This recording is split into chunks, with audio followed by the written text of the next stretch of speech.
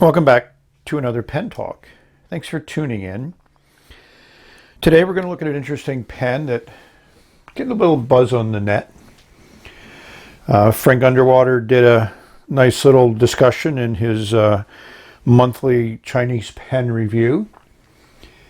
And I think that pretty much stimulated most of the conversation on the net about the pen.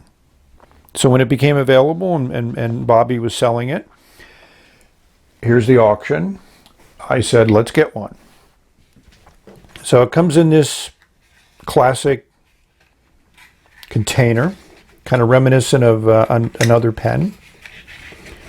You kind of open it up and pull out what's inside, and you have the pen.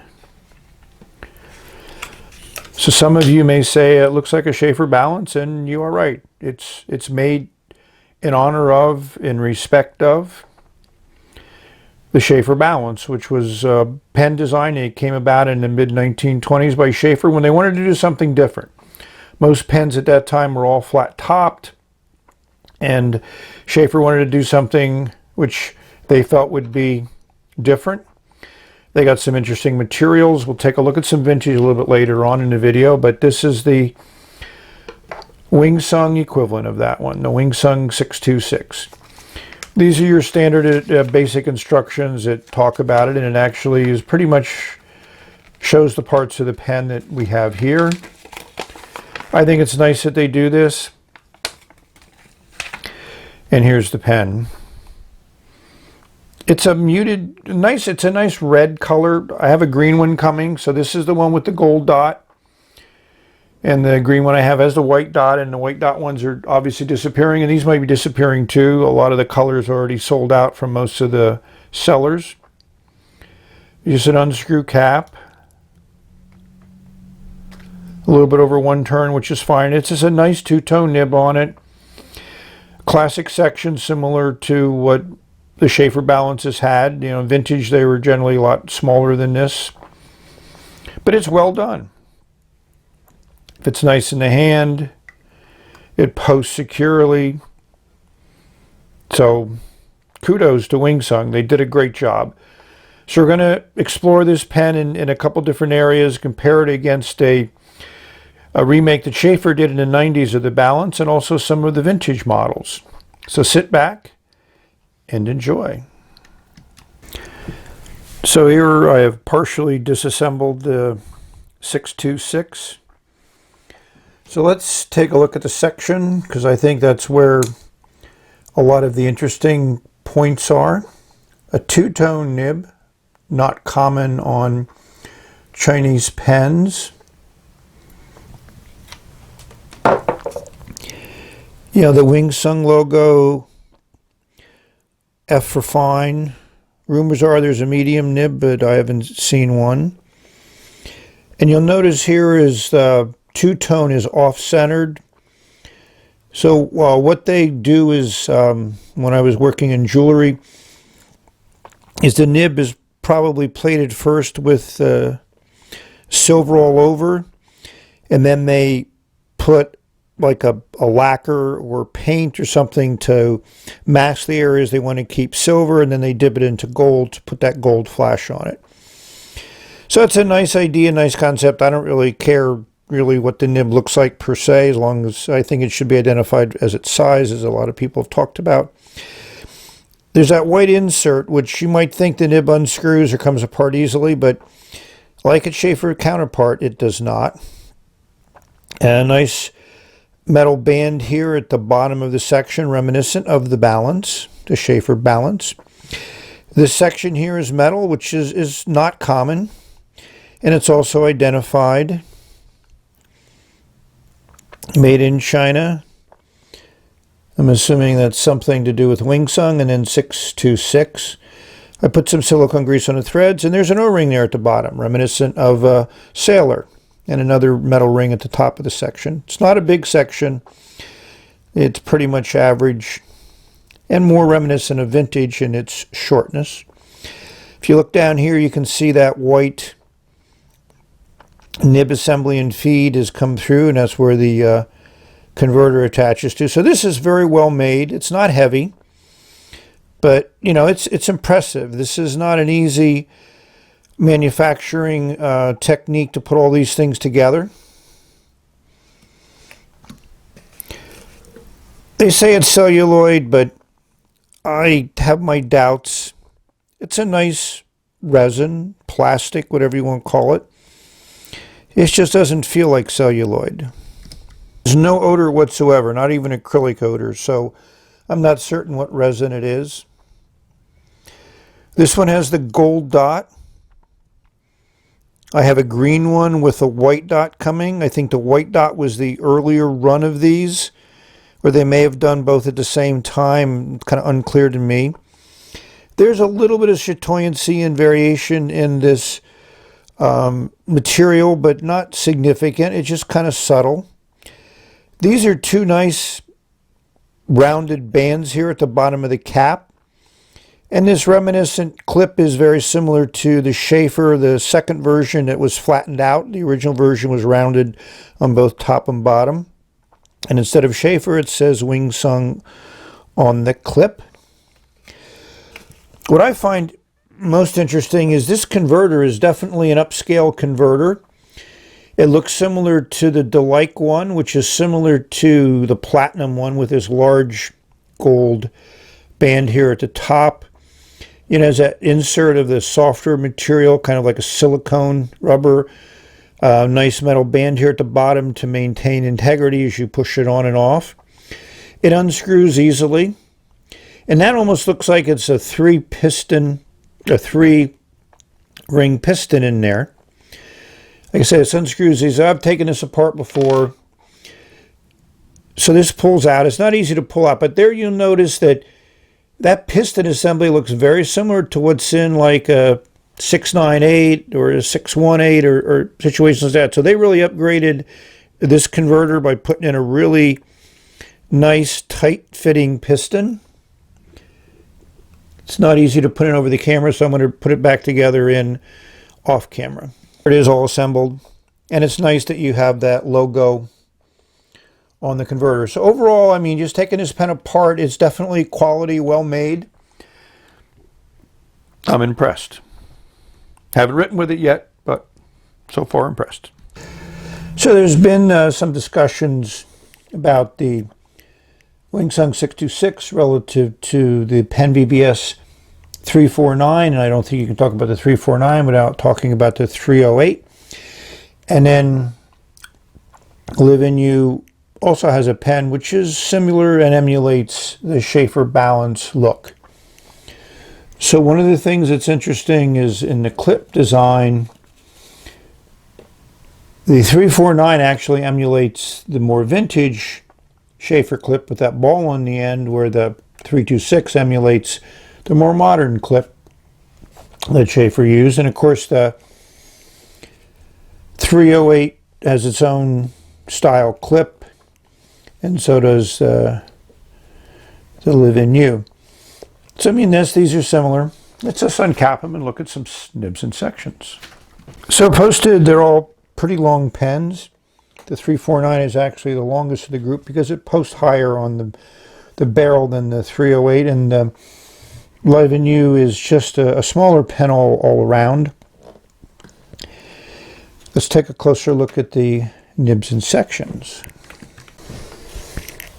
You know, yes, they both have a metal gold band here at the top of the section, but of course the 626 has one at the bottom emulating the 1990 Schaefer Balance. This is a more classical section here, a little bit more hourglass design versus the 626. And the 308 is a more traditional section design. And the Live in You is a fairly small section with a pretty substantial curve there. And this has, looks like a number 5 nib, and these have certainly the equivalence of number 6 nibs, or obviously a slightly larger nib. The other thing to keep in mind is this metal band here is indicative of a metal extension here to the section with both of these share, where the 308 is just this same acrylic throughout the pen without any of that additional metal within the section. And so is the same as the Live in You. So here's a collection of Schaefer balances.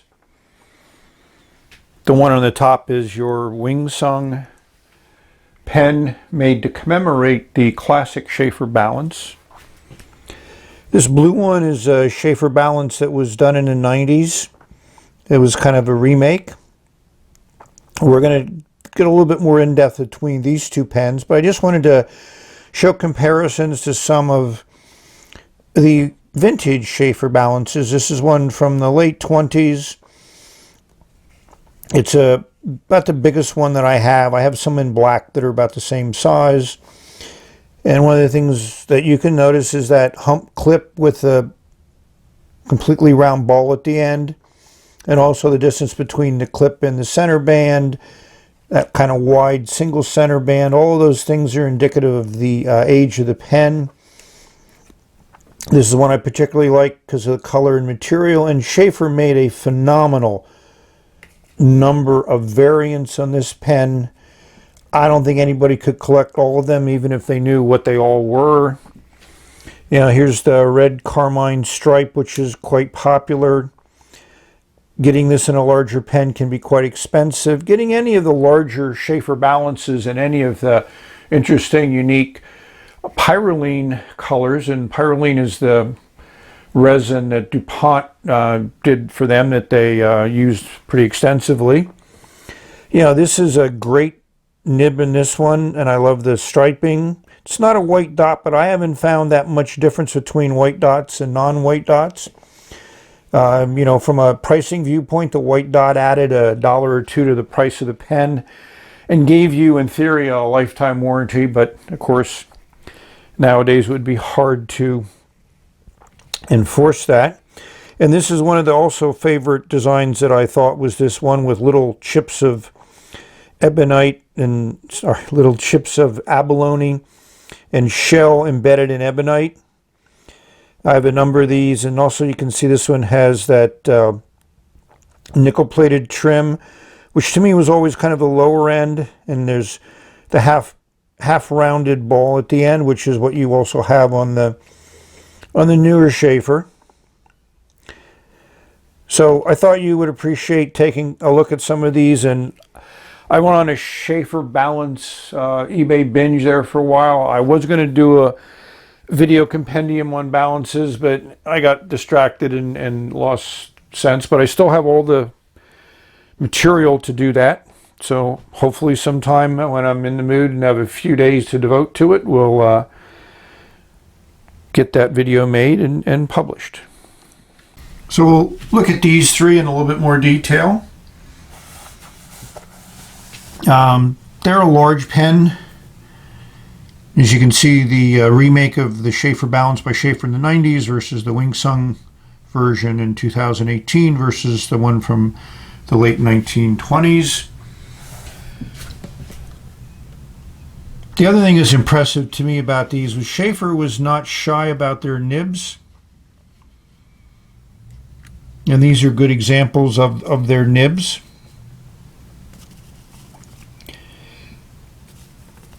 I mean, the one on the vintage one is quite nice. They didn't label it as 14 karat, but it obviously was. And it all had a unique serial number at the bottom of them, which was part of that lifetime warranty. But the section was very small. I mean, you really ended up holding it by the threads eventually.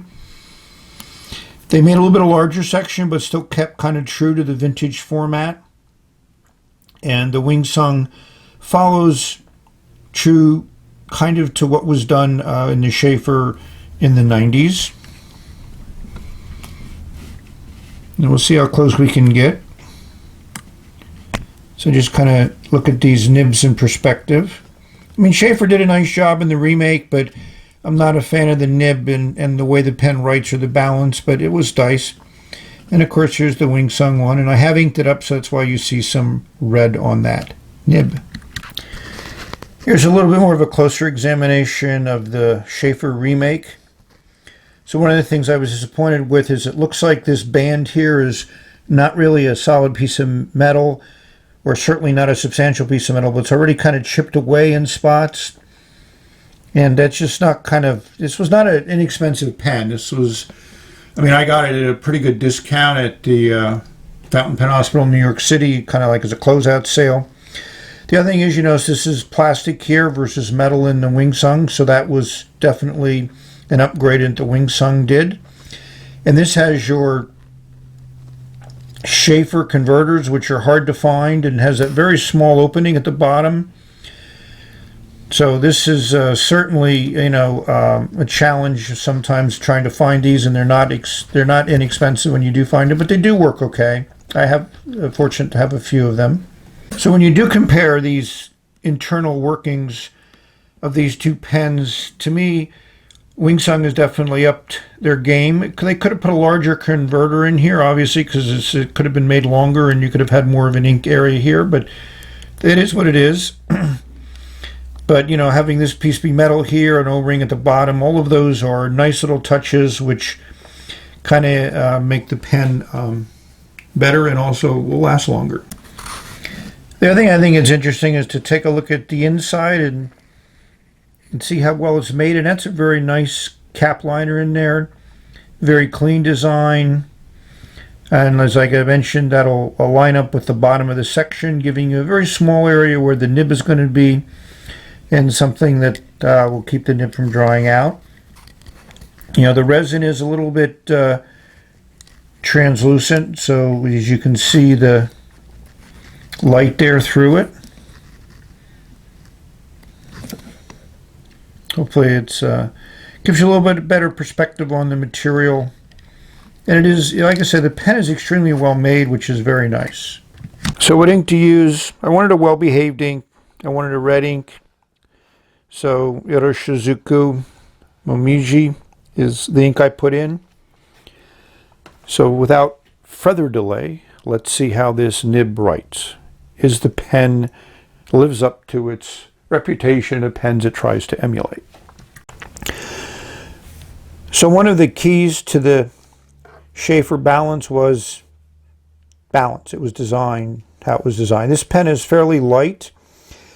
I mean, it feels fine in the hand. That small section is okay. We'll give you those weights and the section dimensions so you can put those in perspective.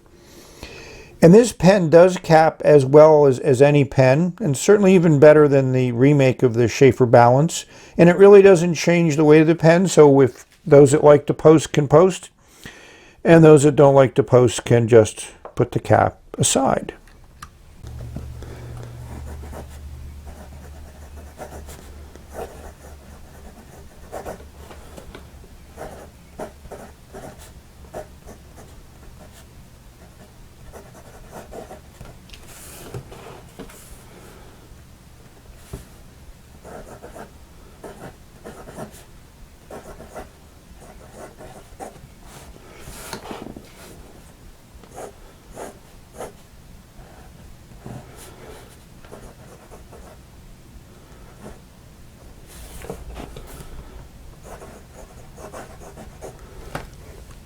I think you've been as impressed as I am. When I first put this nib to paper, I just went, whoa! I mean, this is a better nib than in any of my vintage balances. I love how it flows. I mean, it's almost too wet. I'd have to take a look at... Yes, that is incredibly wet. Did I spring it trying to flex it? Nah, it looks okay. And this is the fine nib, so you can imagine what the unfine nib is. And even reverse is wet, but it's more of an extra fine reverse. No, that nib is very soft, so you got to be careful with this nib. That's all I can say. So overall, how would I rate this pen? I'm going to give it an 8.5. I do like it. But that nib being as soft as it is going to be a challenge for some people. I mean, I want to flex it, as you can see, and it's really not something you want to do. But it makes for a nice writing experience. I mean, this nib just glides. And I enjoy that. And it's well made. So we've reached the end of this review. Hopefully this is a pen that you had some interest in or was curious about, and I'm impressed. A lot of things they did very, very well.